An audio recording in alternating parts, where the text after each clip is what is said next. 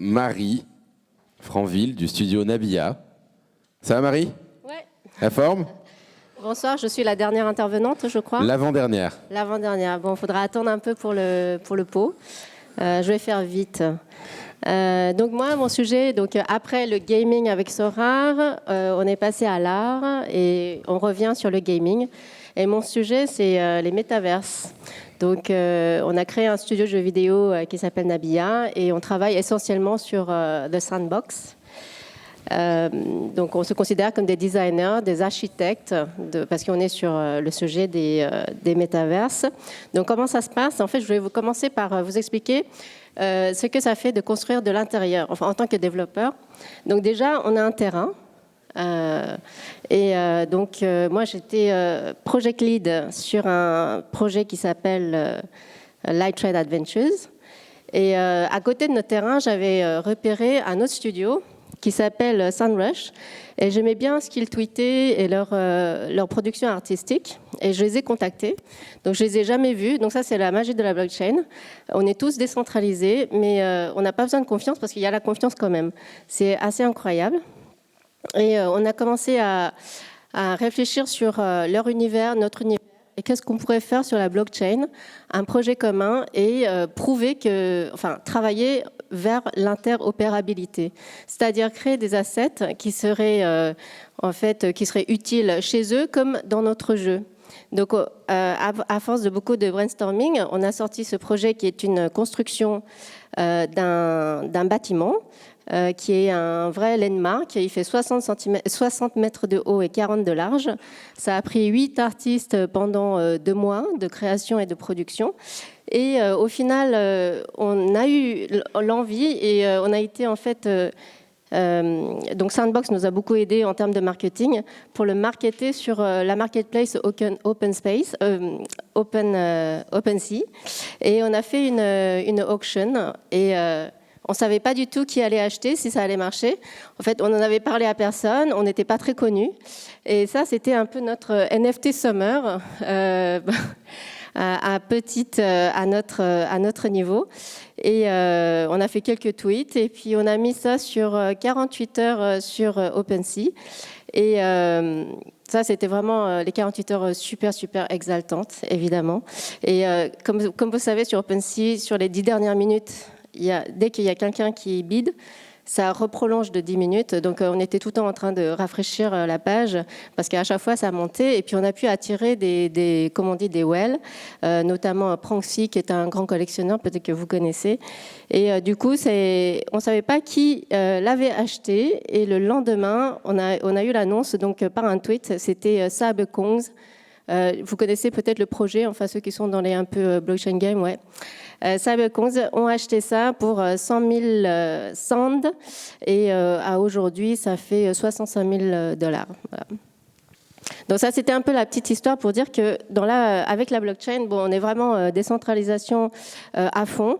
Ça, c'est toutes les promesses qu'on a depuis plusieurs années. Pourquoi développer des jeux sur la blockchain? Parce que on fait confiance au code, c'est interopérable, on l'a prouvé. Le cross-gaming, tous les assets auront une utilité sur plein de projets. Second hand market, parce que vous êtes complètement propriétaire. Et ça crée des nouvelles opportunités, ça c'est certain. Notamment, par exemple, des real estate, enfin des agents immobiliers de la métaverse. Donc en fait, construire sur Sandbox, il y a plusieurs façons de faire. Enfin, nous, on est un studio indépendant.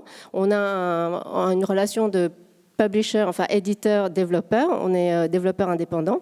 Et ça se passe comme dans tous les autres studios un petit peu traditionnels en termes de production.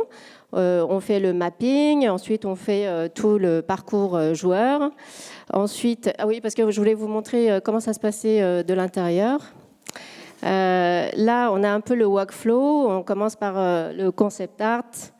Vous avez les recherches de référence. Ensuite, on travaille sur 2 outils internes à la Metaverse Sandbox.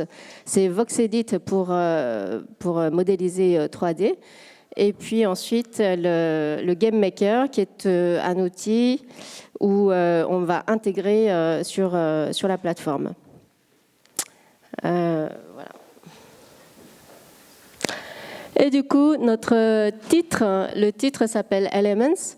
Bien que je ne sois pas du tout d'origine chinoise, notre directeur artistique est très féru de calligraphie asiatique et arabe. Et on s'est beaucoup inspiré de la cosmogonie, donc une certaine interprétation de l'univers, la cosmogonie chinoise, des 5 éléments et des 12 signes du zodiaque. Donc on fait un jeu d'atmosphère, un jeu d'ambiance où...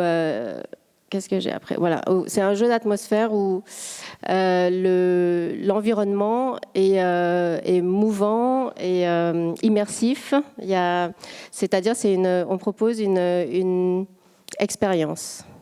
On va dégommer aussi des petits bonhommes, mais il y a aussi toute une expérience par rapport à l'environnement. C'est-à-dire que on se base beaucoup sur donc on a des artistes essentiellement. Comme vous le savez, sur Sandbox, on n'a pas besoin de code. Je vous ai montré le slide avec le workflow.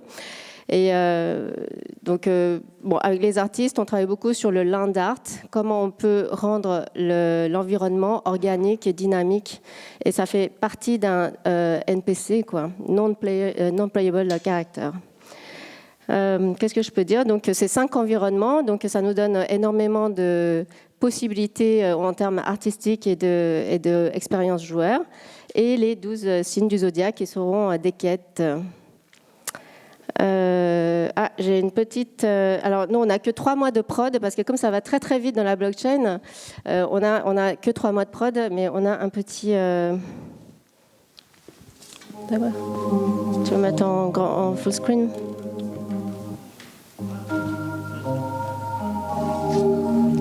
Bon, ça, c'est essentiellement pour vous montrer un petit peu... Tout est un peu brut. Ça, c'est le début de la fabrication, de la production.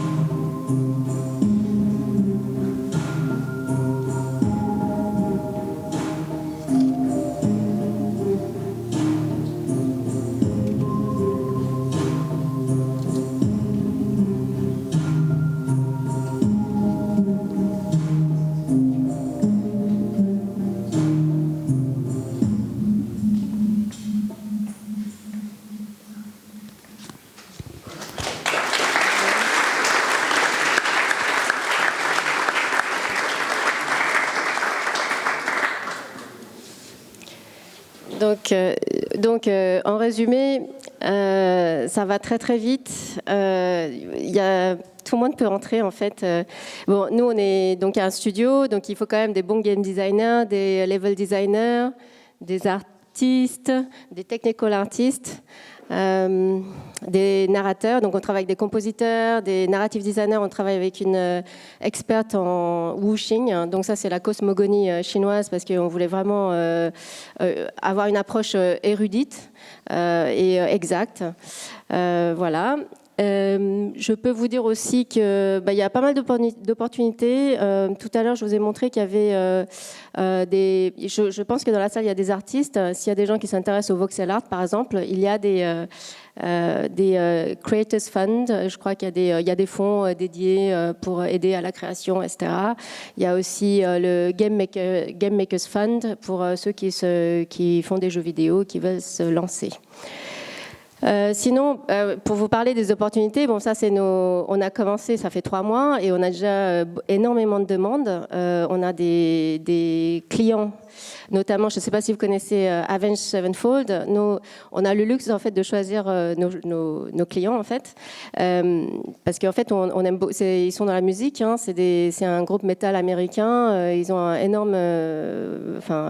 énorme communauté et ils ont un projet de d'un drop, d'un NFT drop de 10 000, enfin c'est des profiles justement, et ils voulaient avoir une interprétation sur Sandbox. Ils veulent faire un jeu sur Sandbox et donc ils nous ont approchés et on a dit oui parce qu'ils ont un projet artistique qui est vraiment super intéressant. Ils travaillent sur leur 8e album qui va sortir bientôt et donc on va les aider à avoir une présence pour cet album-là. Donc ils vont faire une espèce de cross-promotion et ils voulaient absolument être présents sur une métaverse, notamment Sandbox.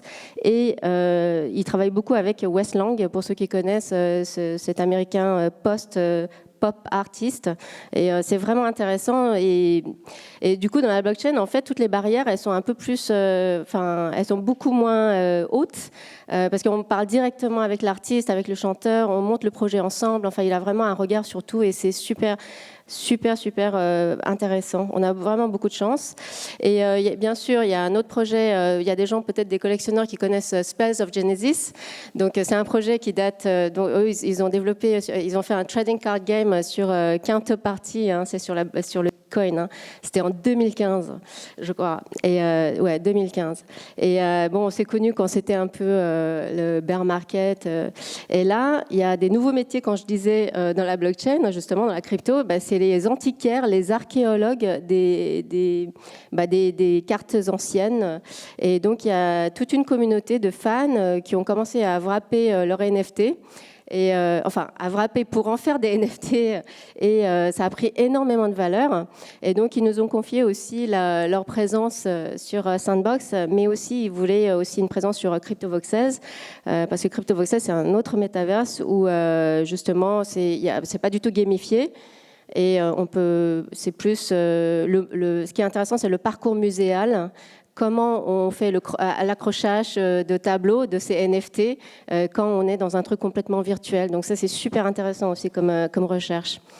C'est tout pour moi. Ah oui, et je voulais quand même montrer la photo de l'équipe. Comment on est dans des voxels. Donc ça, c'est un peu notre force. Nous, on fait une croissance vraiment... voilà, on veut bien faire les choses. On intègre les gens au fur et à mesure. On les forme bien. Et ça, c'est vraiment notre force aujourd'hui. Très, très stable. Donc on est tous basés en France. On ne l'a pas fait exprès. Mais en fait, ça nous convient très bien. Et on est tous décentralisés ici. Voilà. Merci. Merci Marie.